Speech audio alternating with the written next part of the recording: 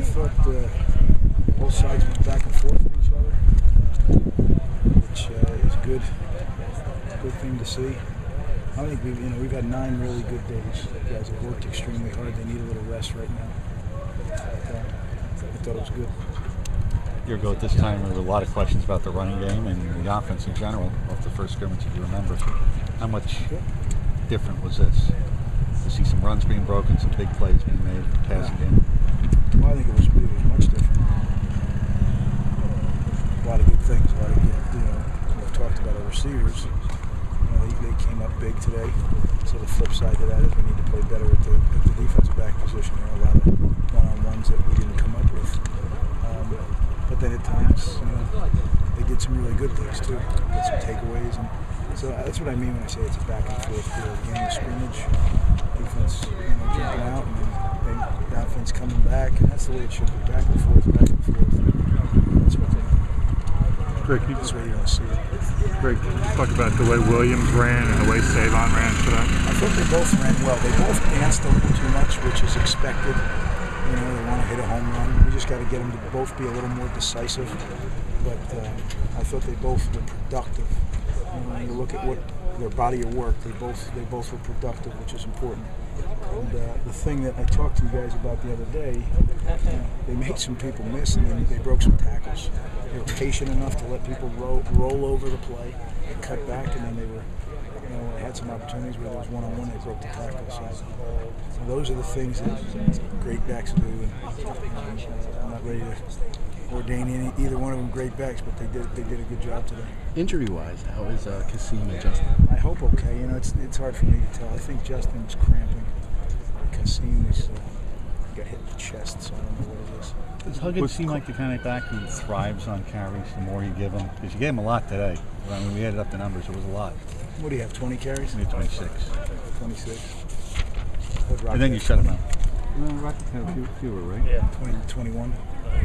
We wanted them both to get around 20 carries. That's we want to make sure we can see them get that. And sometimes the game dictates who's in it. When you have check with me plays that maybe you kill it at the line and run the ball, kill it at the line and pass the ball, so you can't get it exactly. But I thought it was good work today. I think any back will tell you that that's the case, right? There's not a back in America who says I'm better off with 12 carries. I mean, every back thinks that I get stronger as the day goes on, and I see it, feel it, get in the zone a little better. So I'm sure there's truth to it. Our whole thing around here is you got to earn your piece of the pizza.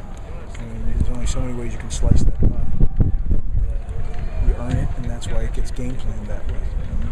It's a utilization approach. Stay on for a second. He seemed to do very well after the first contact. Is that encouraging to see after the first contact you get yards? Well, yeah, I think they both did. I think he and D'Antoine did. D'Antoine on the one screen, he's getting hit, and he's just bumping off people and continuing to go. That is very encouraging. When you have a back like that, what could possibly be a negative play, all of a sudden turns into a gain of 2.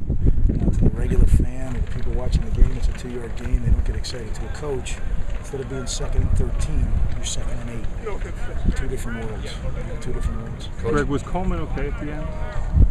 We're going to see. He got dinged a little. Coach, in general, how important is this simulated game atmosphere, especially for some of the younger guys who are experiencing it at this level for the first time? We think it's very important. We try to replicate as much as we can what is going to happen. Opposite side. Could he get on the opposite side?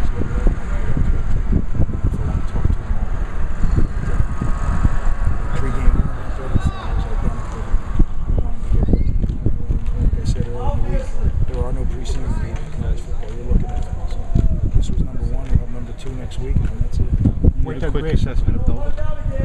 I thought Gary did some good things. Especially early on, he hit that double move and for a touchdown. I'm sure there's a couple of those interceptions he'd like to have back.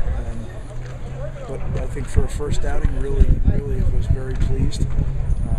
And Gary's had some really good practices too, so it's good. I think he and Chase did some really good things today. There's be a lot of things on this tape that we got to clean up.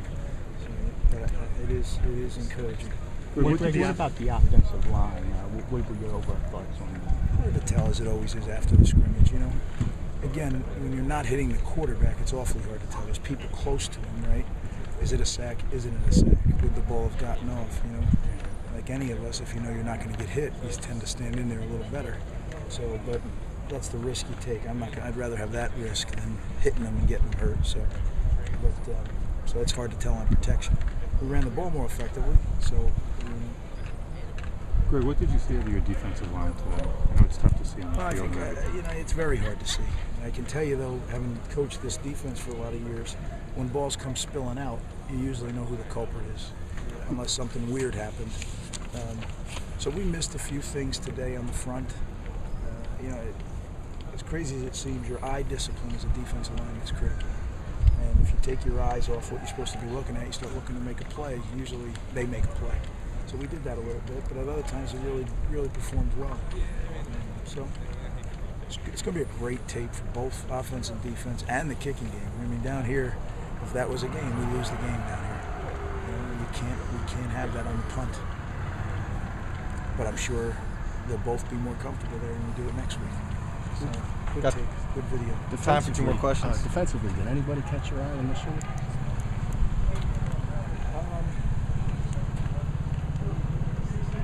I just think, you look at Steve and Kasim, I mean, they cover a lot of ground. Kaz can close, what looks like a big space. He sucks it up with his speed. The D-row was steady. I don't think he made a ton of plays, but he was really steady. He ran the show well, which was what we need from him. And I can't tell you, but I'm sure Valone played well. You going to see Miles show some flashes out there? Yeah, he's really impressive on the punt returns, right? Now, I don't know if he's going to be a punt returner. We weren't going to put our starter back there to get tackled live. But, those are the opportunities I tell the kids. All right, so now you got the first punt team covering on you, and here's your opportunity to make a name for yourself. And I took it all the way down to the 4-yard line. So shame on the punt team, and good for him. So that's promising. It surprised you to hear that Savon had 166 yards rushing? No, he popped a few big ones. When you go over 100, you usually pop two or three big ones, right? That's what. But what he did a good job of is, like I said earlier, taking the negative 2s and 3s and making them into positive 2s and 3s. Those are the ones that add up, and then you get the chunks, and there you have it. So it's a good day. Thanks, guys. Thanks, See you Monday.